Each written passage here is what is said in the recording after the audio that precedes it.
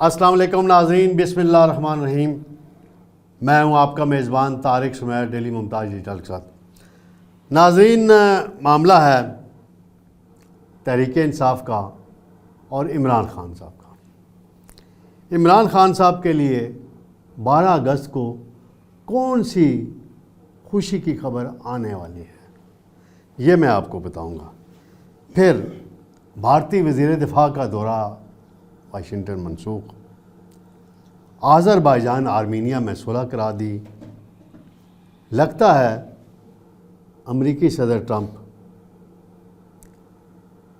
Nobel امن award کے مزید حقدار ہوتے جا رہے ہیں، لیکن حتمی حقدار اس وقت ہوں گے جب مسئلہ کشمیر اور فلسطین حل کرائیں۔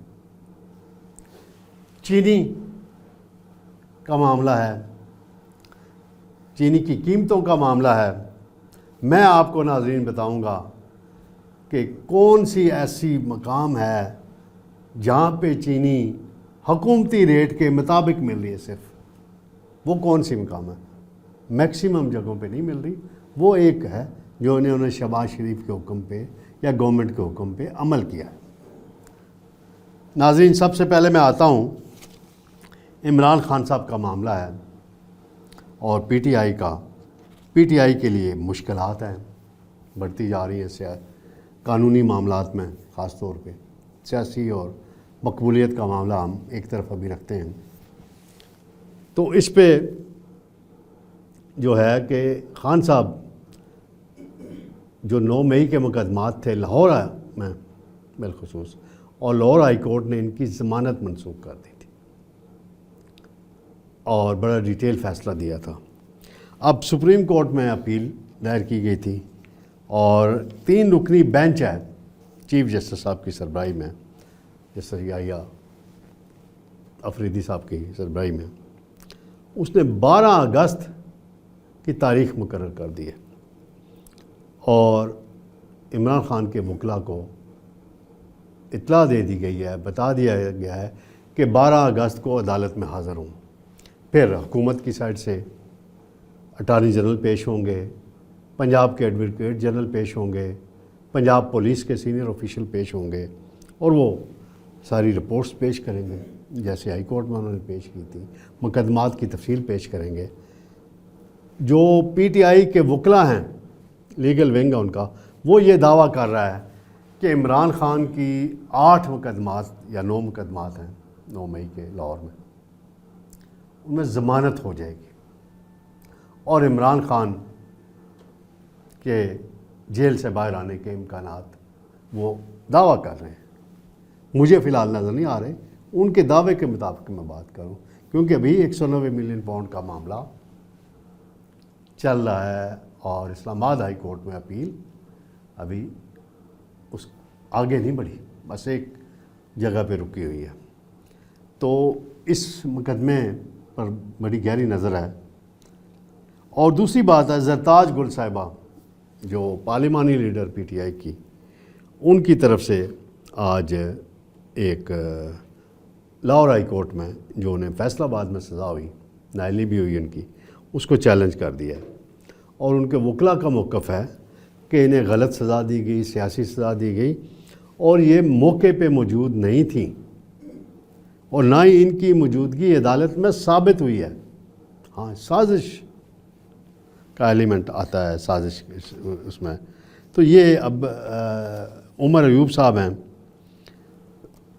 ان کی مشکلات بڑھتی ہی جا رہی ہیں اور ان کی 1-2 مقدمات میں مزید ضمانت منسوخ ہو گئی ہے اور متعلقہ عدالت نے کہا ہے کہ یہ انہیں سزا ہو چکی ہے اور یہ سرنڈر کریں اور پھر اپیل دائر کریں۔ یعنی عمر ایوب صاحب نے ابھی تک خود کو دعویٰ کیا کہ جی ان کی وہ حفاظتی ضمانت پر ہیں اور وہ نہیں آ سکتے ٹرائل کورٹ میں، تو ٹرائل کورٹ میں وہاں ریمارکس دیے گئے کہ سرنڈر سے پہلے کیسے کوئی اپیل اس کی انٹرٹین ہو سکے۔ یہ سارا پی ٹی آئی کا معاملہ ہے۔ اور گورنر جو ہیں فیصل کریم کنڈی صاحب خیبر پختونخوا کے، انہوں نے ایک بڑا دلچسپ جملہ اپنے رشتہ دار سیاسی مخالف چیف منسٹر گنڈا پور کے لیے کہا کہ گنڈا پور اچھے بچے ہیں، انہیں جو اسلام آباد سے حکم آتا ہے، چاہے وہ 26 نومبر کا ہو، اکتوبر کا ہو، بعد کا ہو، 5 اگست سے ریلیٹڈ ہو، اس پہ منون عمل کرتے ہیں۔ یہ انہوں نے طنز کیا ہے گنڈا پور پہ۔ پھر انہوں نے ایک اور دعویٰ کر دیا کہ جی جب بھی میجارٹی آ گئی ہم حکومت تبدیل کر لیں گے، تو لے آؤ نا بھائی میجارٹی، کسی نے روکا ہوا ہے؟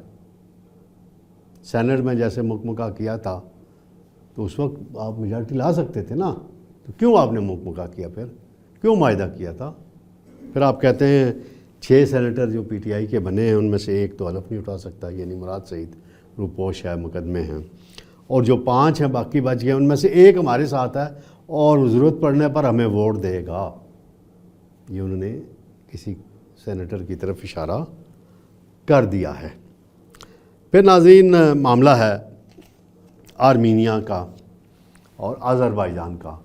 امریکی صدر ٹرمپ نے دونوں کے صدور کو وائٹ ہاؤس بلا کے صلح کرا دی ہے۔ نکالا کاراگو ان کا باغ ان کا علاقہ ہے، اور ان کے لیے آذربائیجان کے لیے اس کی حیثیت ایسی ہے جیسے ہمارے لیے مقبوضہ کشمیر اور مسئلہ کشمیر کی ہے۔ اور چند ماہ قبل جنگ ہوئی تھی اور آذربائیجان نے اس علاقے پر قبضہ کر لیا، یعنی اپنا علاقہ واپس لے لیا، اور پاکستان اور ترکی کے شکر گزار ہوتے ہیں، اور بہت ہم نے بھی ساتھ دیا، ترکیہ نے بھی ساتھ دیا۔ تو آرمینیا کو ماسکو سپورٹ کر رہا تھا، ایران بھی سپورٹ کرتا ہے آرمینیا کو۔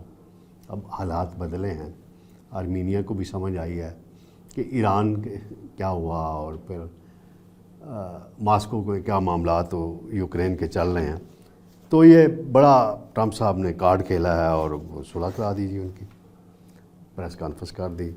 پھر اس سے پہلے کمبوڈیا اور فلپائن کی بھی انہوں نے جنگ بندی کرائی ہے، وہ بھی لکھ چکے ہیں امن ایوارڈ کے لیے۔ یہ ان دونوں ملکوں نے بھی کہہ دیا امن ایوارڈ کے لیے۔ تو ٹھیک ہے، امن ایوارڈ لینا چاہتے ہیں ضرور لیں، لیکن ذرا نظر ڈالیں نا غزہ پہ قبضے کا منصوبہ بنا رہا ہے اسرائیل، اس کو روکیں، 2 ریاستی حل کی طرف آگے بڑھیں۔ برطانیہ اور فرانس کہہ رہے ہیں، اسلامی ممالک سارے کہہ رہے ہیں، گلف کنٹریز کو ٹرمپ صاحب کہتے ہیں جی اسرائیل کو تسلیم کرو۔ تو بھائی آگے بڑھیں نا ٹرمپ صاحب، آپ اگر ریئل معنوں میں آپ عالمی پلیئر اور کنگ بننا چاہتے ہیں، اور ہیں بھی آپ، تو آپ یہ فلسطین کی ریاست فلسطینیوں کو حق دلوائیں۔ آپ کا جو بغل بچہ ہے امریکہ کا، اسرائیل، اس کو شٹ اپ کال دیں، بس کریں، بہت ظلم کر دیا۔ وہ الجزیرہ پہ میں جب کبھی کوریج دیکھتا ہوں، ان بچوں کی ماؤں کی تصویریں دیکھتا ہوں تو رونگٹے کھڑے ہو جاتے ہیں۔ وہ مناظر دیکھ کے غزہ کے، وہ امداد کے لیے کھڑے ہوتے ہیں، امدادی سامان نہیں وہاں پہنچ پاتا۔ کل پاکستان نے گورنمنٹ نے بھی امدادی سامان بھجوانے کا اعلان کیا ہے، پرائم منسٹر نے بھی بڑا ڈٹ کے بیان دیا ہے کہ جی یہ غزہ پہ جو کچھ اسرائیل کرنا چاہتا ہے ناقابل قبول ہے، اور عالمی برادری اس میں روکے اس کو، اور اس سے مزید خطے میں حالات خراب ہوں گے۔ تو یہ بڑی اہم ہے۔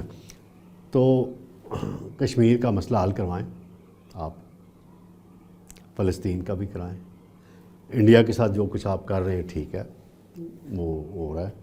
اب انڈیا کے جو ڈیفنس منسٹر ہیں ان کا دورہ بھی منسوخ ہو گیا ہے، اور اصلی کی خریداری کے آرڈر بھی تھے، وہ بھی منسوخ ہو رہے ہیں۔